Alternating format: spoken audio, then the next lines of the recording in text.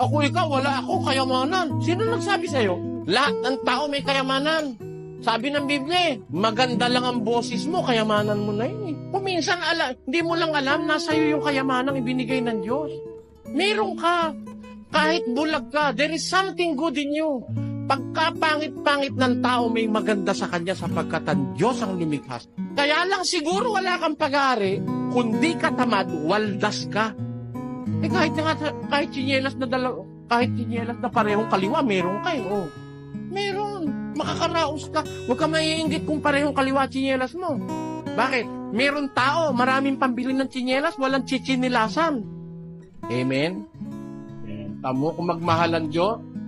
Kaya, hindi pwede mo sabihin nagrabyado ka sa mundo. Kaya ka lang nagrabyado, hindi mo alam kung anong gagawin mo. Nagkulang ng turo ang namamahala sa relihiyon mo. Pero kung maiintindihan mo lang ang